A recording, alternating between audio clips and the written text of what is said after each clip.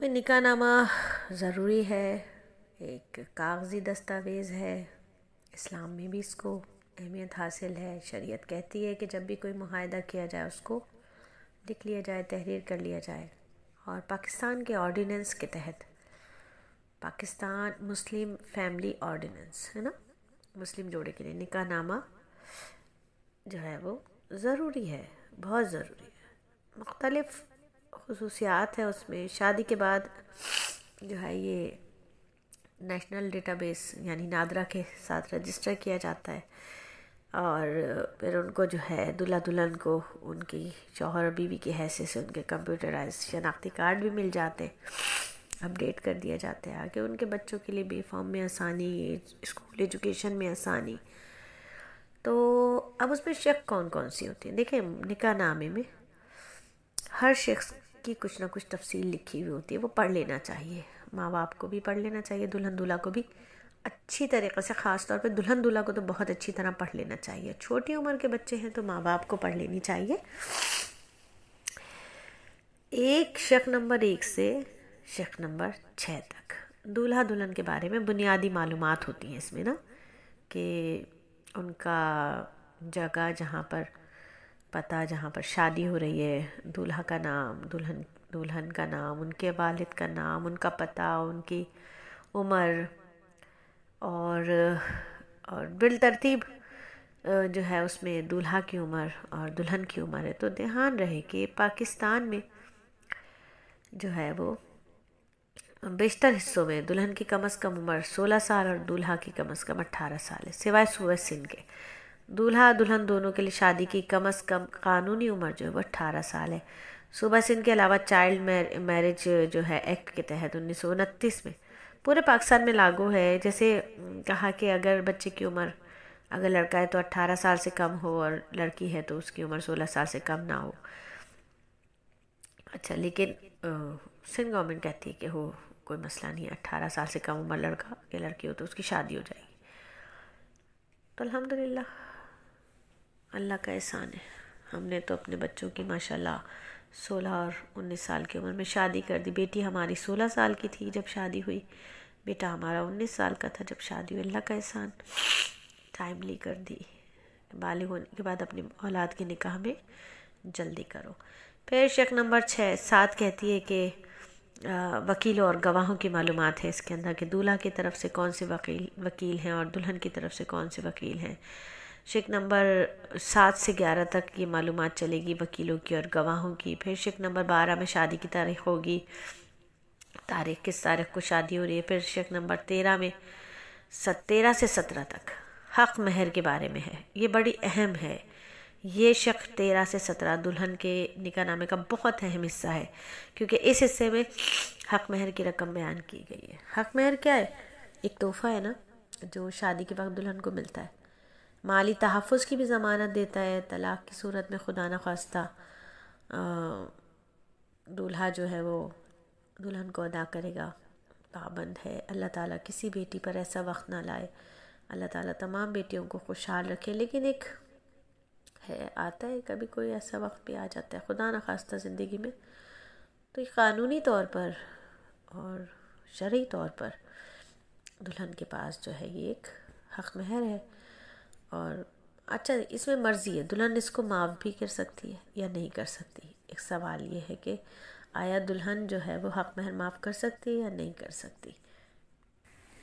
اب حق مہر معاف ہو سکتا ہے یا نہیں ہو سکتا؟ تو دیکھیں، یاد رکھیے کہ مہر جو ہے نا، مہر جو ہے وہ حق کا، عورت کا حق ہے، اسے جس قدر جلدی ادا کیا جائے زیادہ بہتر ہے، اور بلا وجہ حق مہر کی ادائیگی میں تاخیر نہیں کرنی چاہیے، اور نہ ہی ان کا حق مہر جو ہے وہ جبراً ان سے معاف کروانا چاہیے۔ یہ ظلم اور ناانصافی ہے، اور دوسرے کا مال غصب کرنا ہے، اس کی شریعت میں بڑی سخت گناہ ہے، اور یہ گناہ کبیرہ ہے۔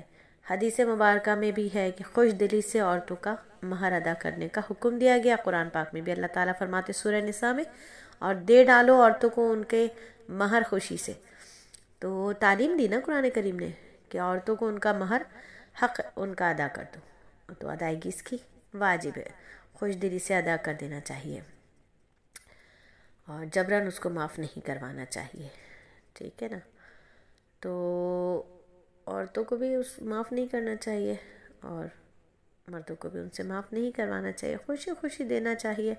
اچھا کچھ لوگ کہتے ہیں جب تک حق مہر نہیں دیں گے تو پھر یہ ہے کہ نکاح نہیں ہوگا اور زانی ہو جائیں گی، کہ وہ یہ اتنی بکواس باتیں خود سے خود نہیں کرنی چاہیے، الٹی سیدھی باتیں بالکل نہیں کرنی چاہیے. دیکھیں حق مہر جو ہوتا ہے نا، حق مہر جو ہوگا وہ 2 طرح کا ہوتا ہے، ٹھیک ہے، 2 طرح کا ہوتا ہے. ایک معجل یعنی فوری طور پر دینا عین کے ساتھ، اور ایک واو کے ساتھ، ٹھیک ہے.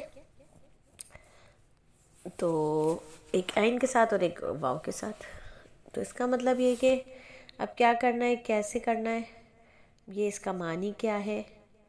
تو میم عین جیم لام معجل، جلدی، معجل میم واو جیم لام تاخیر، ٹھیک ہو گیا. تو 2 طرح کا ہوگا مہر جو ہوگا، ایک جلدی ادا ہوگا اور ایک تھوڑا تاخیر سے ہوگا. اب یہ جو ہے نا عورت کے اوپر ہے. یہ دیکھیں مہر دینا شوہر کی ذمہ داری ہے. شریعت نے اس کو جلد ادائیگی کی تاکید کی ہے کہ بھئی جلد از جلد عورت کا مہر اس کا حق ہے، اس کو دے دیا جائے. نکاح کے وقت اگر یہ شرط اگر لگائی گئی کہ مہر معجل ہے یعنی فوراً دینا ہے تو پھر فوراً دے دیں، اور اگر عورت راضی ہے کہ کچھ حصہ ابھی دے دے کچھ بعد میں دے دے تو یہ بھی ٹھیک ہے، ٹھیک ہے، اس کی بھی گنجائش ہے. ہاں یہ جو کچھ لوگ کہتے ہیں نا کہ بیوی کو ہاتھ لگانے سے پہلے مہر ادا کر دو، قرآن میں ایسا کچھ نہیں لکھا ہوا، ایسا قرآن میں کچھ نہیں لکھا ہوا. بلکہ قرآن مجید میں مہر جو ہے اس کے وجوب اور ادائیگی کی مختلف صورتیں بتائی گئی ہیں، ٹھیک ہے. تو رخصتی سے پہلے طلاق دینے کے بعد یعنی خلوت صحیحہ سے پہلے طلاق ہوئی، اللہ نہ کرے، مہر مقرر تھا یا نہیں، ان دونوں حکم صورتوں کا الگ الگ حکم ہوگا. یعنی مہر جو ہے نا وہ جلد از جلد ادا کر دینا چاہیے، ٹھیک ہے. فوری ادائیگی کا مطالبہ اگر عورت خود نہیں کرتی تو پھر وہ دیر سے ادا کر سکتے ہیں، لیکن اتنا لیٹ نہ کریں، جتنی جلد ہو سکے مہر کو ادا کر دینا چاہیے. اور اگر مہر ادا نہیں کیا اور حق زوجیت ادا کر لے لیا، ٹھیک ہے، تو بھی کوئی حرج نہیں ہے، حرج نہیں ہے. جبراً بھی کیا یا محبت سے بھی کیا تو اس کو زنا نہیں کہتے. کچھ لوگ کہتے ہیں نا جی مہر ادا نہیں کیا تھا تو زنا ہو جائے گا، ایسا کچھ نہیں ہے، یہ بکواس باتیں اپنے آپ سے نہیں کر دینی چاہیے، غلط بات ہوتی ہے. تو لیکن ہاں اگر ایک شخص کی نیت ہی نہیں ہے کہ وہ مہر ادا ہی نہیں کرے گا، اس کی نیت ہی نہیں ہے، تو پھر غلط ہے، یہ غلط ہو جائے گی بات. اس کے لیے باقاعدہ فتاوے ہیں کہ زانی شمار ہوگا بغیر مطلب اس کی نیت ہے کہ میں نے مہر دینا ہی نہیں، تو پھر یہ ہے کہ وہ غلط بات ہے، وہ ایسا نہیں کرنا چاہیے. فتویٰ تو یہی کہتا ہے کہ ایسا شخص جو ہے وہ زانی ہوگا. تو بہتر ہے کہ مہر جو ہے وہ جلد از جلد ادا کیا جائے، ٹھیک ہے. تو بات سمجھ آ گئی کہ شق نمبر جو ہے وہ سب سے اہم جو ہے وہ 13 سے 17 میں حق مہر کے بارے میں جو باتیں ہیں اس کو ہمیں ضرور پڑھنا چاہیے اور ضرور اس کو فل کرنا چاہیے اس کالم کو. اب شق نمبر ہے 18 اور 19، یہ بھی بہت ہی زیادہ ضروری ہیں، ان کو بھی فل کرنا چاہیے. میوچول انڈرسٹینڈنگ کے ساتھ ہمارے ہاں شق نمبر 17 پر تو بہت بات ہوگی، مہر پر تو بہت بات ہوگی، لیکن 18 اور 19 کو بالکل ہی کھا جاتے ہیں، پتہ ہی نہیں ہے کیا، اس کو بھی کٹوا دیتے ہیں.